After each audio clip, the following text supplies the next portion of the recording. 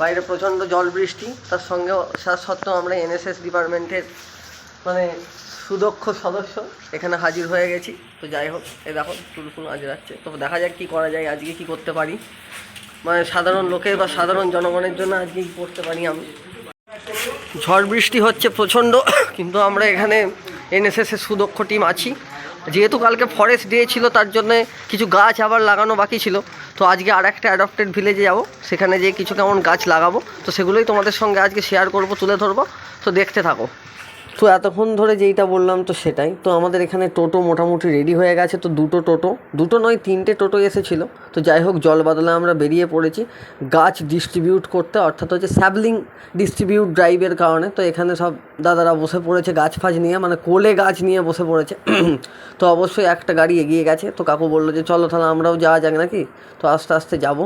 তো আমি বললাম কাকু এবার বেরিয়ে পড়ো। তো দেখতেই পাচ্ছ প্রচুর ক্লাউডি ওয়েদার। তো আমাদের টোটো ছেড়ে দিয়েছে। এরপর আমরা সেখান থেকে চলে গেছিলাম আমাদের আর একটা অ্যাডপ্টেড ভিলেজ। আমি প্রথমেই এই সব ভিডিওগুলো শুরু করার আগেই বলে দিই, আমাদের 3টে অ্যাডপ্টেড ভিলেজ আছে। একটা কুমারদিঘি, একটা ব্যাঙাইগ্রাম, একটা বড়ুল।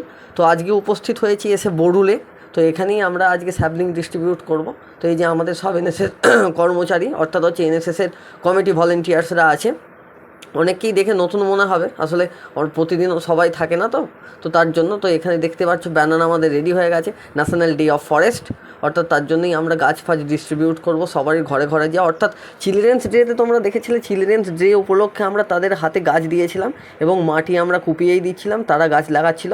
আজকে আমরা কোনো গাছ লাগাবো না, আজকে ওই সকল মেম্বারদের হাতে গাছ আমরা তুলে দেবো। তো এখানে আমরা পেয়ে গেছি আমাদের একটা ছোট্ট বোনকে।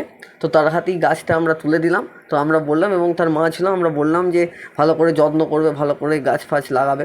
আর দেখতেই পাচ্ছ প্রচুর ক্লাউডি ওয়েদার। আর এটাও একটু মানে গ্রামস্থ আর কি, মানে গ্রামই তো আমাদের এই জায়গাটা পুরোটাই গ্রাম। তো সেখানেও কিছু কেমন পাকা বাড়ি, ঢালাই রাস্তা ইত্যাদি উন্নয়ন হয়েছে।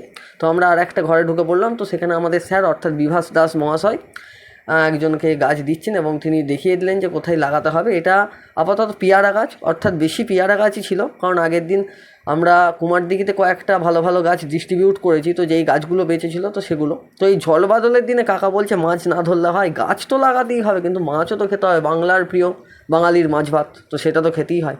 তো কাকা এখানে মাছ ধরতে হবে। কাকা কেমন মাছ পেলে দেখি। কাকা এমন করছে যেন প্রচুর বড় মাছ পেয়েছে, দিয়ে দেখছি দৌড় কলা একটাও মাছ পায়নি। এখন কাকা ঠিক আছে তাহলে ওরা এগিয়ে গেছে, আমি একটু আসছি। তো এখানে ঘরে ঘরে যে বৃক্ষ দেওয়া হচ্ছে যাতে তারা রোপণ করতে পারে। তো এখানে স্যারও বলে দিলেন যে হ্যাঁ সবাই ভালো করে গাছ লাগাবে, পরবর্তীকালে আমরা এসে চেক আপ করে যাব, এবং যখন স্পেশাল ক্যাম্প হবে থ্যালাসেমিয়ার তো সেই সকল ভিডিও আসবে, এবং তখনও এইসব গাছ আমরা বড় হবে আমরা দেখব, এবং তার সুমিষ্ট ফল আমরা খাবো। তো সেই সব করা হচ্ছে, এখনও গাছ এখানে ডিস্ট্রিবিউট করা চলছে। আসলে এখন আমাদের প্রায় 20-25টার মতো গাছ বেঁচেছিলো। সেই 20-25টা গাছ আমরা সেই দিন ডিস্ট্রিবিউট করেছিলাম। অনেকেই নিতে চায়নি, আবার অনেকেই আগ্রহের সহিত নিল। তো খুবই ভালো লাগছে এটা, এবং তাদেরকে আমরা বললাম যে পরবর্তীকালে যদি আরও কোনো রকম কোনো ক্রিয়াকলাপ বা তোমাদের জন্য কোনো কিছু করতে পারি তাহলে খুব ভালো লাগবে। তো এখানে একটা দাদুকেও আমরা গাছ দিলাম, অর্থাৎ আমাদের এনএসএস ডিপার্টমেন্টের পক্ষ থেকে গাছ দেওয়া হলো। আর তারপরই মানে একটা কর্ম করলে তার পেছনে একটা উদ্দেশ্য থাকে, অর্থাৎ খাওয়া দাওয়া। তো অনেকের উদ্দেশ্য থাকে খাওয়া দাওয়া। তো খেতে এসেছি, এবার বন্ধুর কিছু মতামত তোমরা শুনে নাও, কারণ বন্ধু কিছু বলবে। আপনার কথা এতদিন পরে স্যার শুনেছে, অবশেষে চাউমিনের পর এবার বিরিয়ানির পালা। তো কেমন লাগছে আপনার? খুবই ভালো লাগছে বিরিয়ানিটা, এখনো খাইনি, খেয়ে দেখি তারপরে আসল বক্তব্য দেবো। আচ্ছা ঠিক আছে, আগে খুবই খুশি আজকে আমার কথাটা স্যার রেখেছে স্যার। আচ্ছা আচ্ছা ঠিক আছে, অনেক আনন্দ হলো। ঠিক আছে ঠিক আছে। আসলে ব্যাপারটা হচ্ছে যে সেই দিন প্রচণ্ড ঝড় বৃষ্টির কারণে কেউ যেতে চাইছিল না। এবার স্যার দেখছে কিছু লোভ না দেখালে কি কেউ আসবে, তার জন্য স্যার বললো ঠিক আছে চাউমিন বাদ, আজকে সবাইকে বিরিয়ানি দেবো। তার জন্য তো ওই দাদা বিরিয়ানি খায়নি, ওর জন্য রোল বলা হয়েছিল। তো 2টো রোল বলা হয়েছে, একটা রোল এসেছে আর একটা রোল আসবে। তো ওখানে মোটামুটি সবাইকে বিরিয়ানি দিয়ে দিয়েছে, আমাকেও দিয়েছে, তবে আমাদের এই 2জন বন্ধুকে দেয়নি। তো ওদের বিরিয়ানিটা আসুক, তো একসাথেই খাওয়া শুরু করব। তো অবশেষে ওদের বিরিয়ানিও চলে এলো। তো তার আগে আমার বিরিয়ানিতে একটু ফটোশ্যুট করে নিচ্ছে। আসলে কিছু খাওয়ার আগে তাকে একটু কেরামতি করে ছবি তোলে, এসব ব্যাপার থাকে। যাই হোক ওই সব ব্যাপারে আমি একটু কাঁচাই। তো যাই হোক বন্ধুদের বিরিয়ানিও চলে এসছে।